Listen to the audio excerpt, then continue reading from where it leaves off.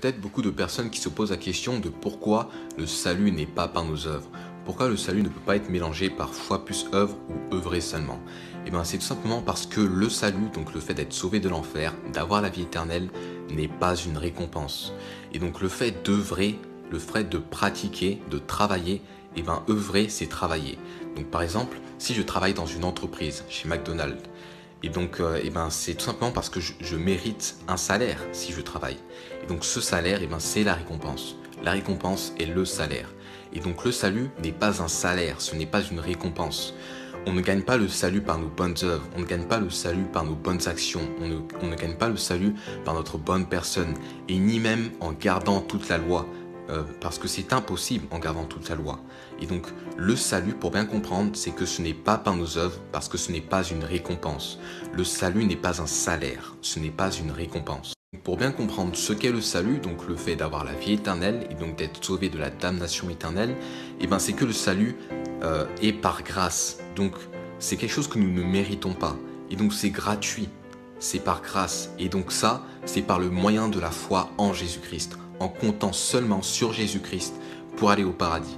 Parce qu'il est dit dans Éphésiens chapitre 2 du verset 8 à 9 qui dit « Car vous êtes sauvés par la grâce, par le moyen de la foi, et cela ne vient pas de vous, c'est le don de Dieu, donc un cadeau de Dieu. Ce n'est point par les œuvres, afin que personne ne se glorifie. » Donc on voit bien que le salut, donc le fait d'être sauvé de l'enfer, c'est par grâce, et c'est par le moyen de la foi en Jésus-Christ pour être sauvé de l'enfer. Parce que Jésus-Christ est mort pour tous nos péchés, et donc il a été enseveli, et qu'il a été en enfer à notre place pendant 3 jours et 3 nuits, et qu'il a été ressuscité d'entre les morts pour notre justification. Et c'est ça qui nous sauve complètement de l'enfer.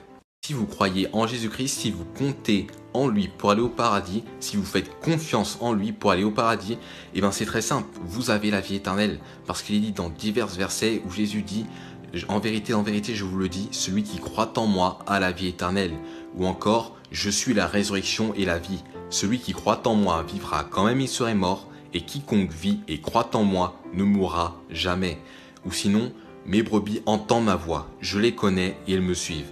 Je leur donne la vie éternelle, et elles ne périront jamais, et nul ne les ravira de ma main. Mon Père qui me les a donnés est plus grand que tous, et personne ne peut les ravir de la main de mon Père. » Donc la Bible est très claire là-dessus, c'est que le salut, c'est la vie éternelle. Et que donc si vous croyez en lui, si vous avez confiance en lui, alors vous avez la vie éternelle. Parce que Jésus-Christ s'est chargé à votre place de tous vos péchés en enfer, et que donc c'est fini, Jésus a tout payé pour vos péchés. Donc la Bible est très claire, c'est que Dieu est fidèle dans toutes ses promesses. Parce que Dieu dit dans Tite, chapitre 1 du verset 2, qui dit « Dans l'espérance de la vie éternelle, laquelle Dieu, qui ne peut mentir, a promis avant le commencement du monde. » Donc Dieu ne peut jamais mentir, parce qu'il est sans péché.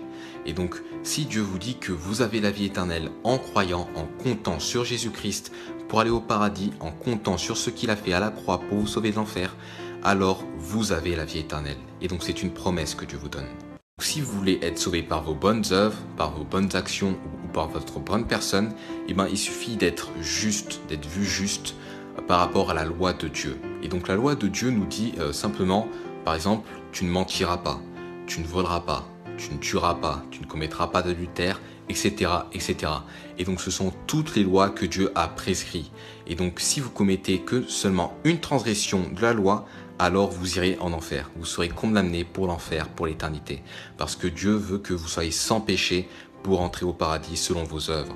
Et donc, le fait d'être justifié par la loi est déjà perdu d'avance. Puisqu'il est dit dans Romains 3, verset 20, qui dit « Car personne ne sera justifié devant lui par les œuvres de la loi, puisque c'est par la loi que vient la connaissance du péché. » Et donc, le péché est la transgression de la loi. Si je vole, je commets un péché. Si je mens, je commets un péché. Donc la loi peut être résumée par « Sois parfait sans péché et tu seras sauvé, tu auras la vie éternelle. » Parce que Dieu n'envoiera jamais quelqu'un en enfer parce qu'il n'a jamais commis de péché, donc qui n'a jamais commis de transgression durant sa vie. Et donc si une personne n'a jamais commis de péché, donc qui n'a jamais volé, qui n'a jamais tué, qui n'a jamais menti, etc., etc., cette personne mérite le paradis. Pourquoi ? Parce qu'il est parfait, il est sans péché, il est sans transgression.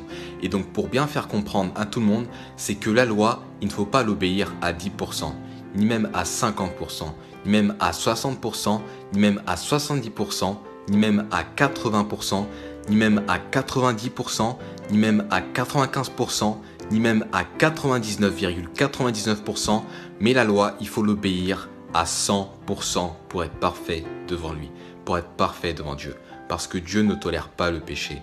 Et donc pour en conclure le tout, c'est que personne n'est juste sur terre. Personne n'est parfait quant à la loi de Dieu sur terre. Parce que même moi je le dis, je ne suis pas juste quant à la loi de Dieu. Parce qu'il est dit, selon qu'il est écrit, il n'y a point de juste, non pas même un seul. Ou encore, il n'en est aucun qui fasse bien, non pas même un seul.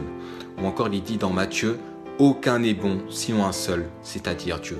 Donc nous devons avouer que nous ne sommes pas bons et que nous méritons tous l'enfer pour l'éternité.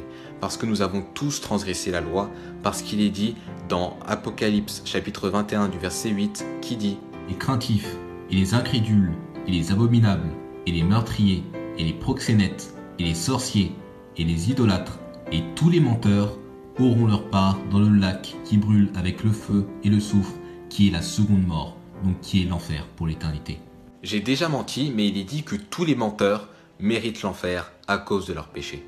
Donc puisque nous sommes tous transgresseurs de la loi, donc pécheurs, puisque chaque être humain a menti, eh bien nous avons besoin d'un sauveur. Et ce sauveur, c'est Dieu le Fils, Jésus-Christ. Et donc Jésus-Christ est Dieu et Fils de Dieu parce qu'il est sans péché, sans tache.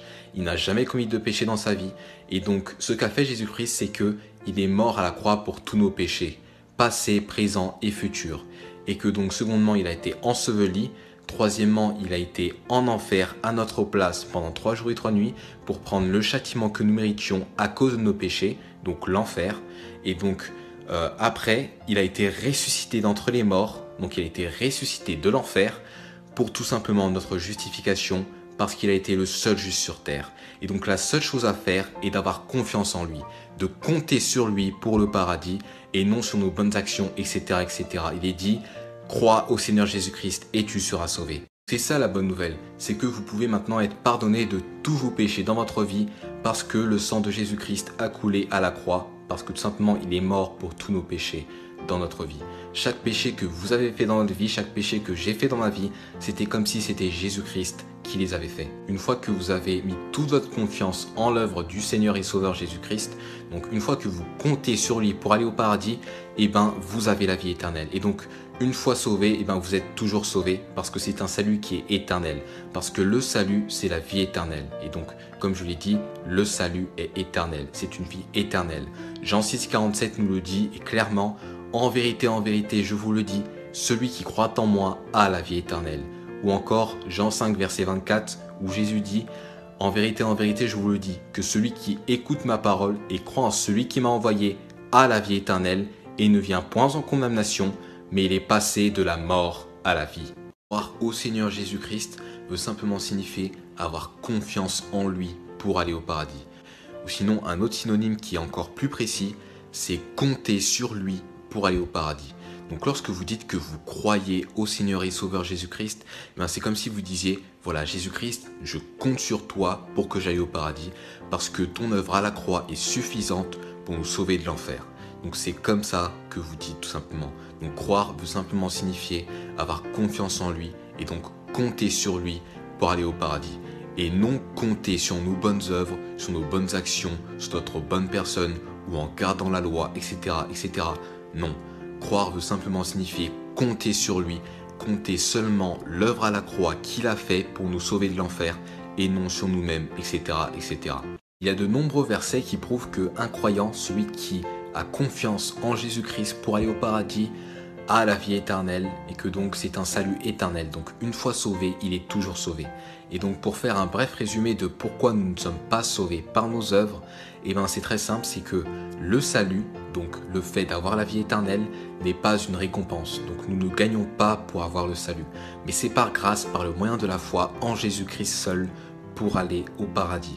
Et que donc, que si vous voulez être sauvé par vos œuvres, donc être sauvé par vos bonnes œuvres, etc., etc., il faut tout simplement suivre les œuvres de la loi. Donc il faut suivre toute la loi entière, donc ne jamais voler, ne jamais mentir, etc., etc., pour être sauvés de par la loi, donc de par les œuvres. Et que donc nous avons vu et conclu que personne n'est juste, personne n'est bon sur terre, et que nous avons besoin d'un sauveur qui nous sauve, c'est-à-dire Dieu par Jésus-Christ, notre Seigneur et Sauveur. Que Dieu vous bénisse et une bonne journée.